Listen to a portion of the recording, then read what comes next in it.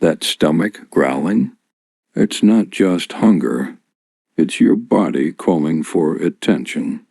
Even without food, your stomach keeps working, contracting and mixing air with digestive juices, creating that rumble.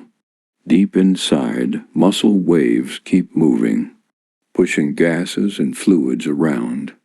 Meanwhile, your blood sugar drops, your energy levels fall, and your body slows down.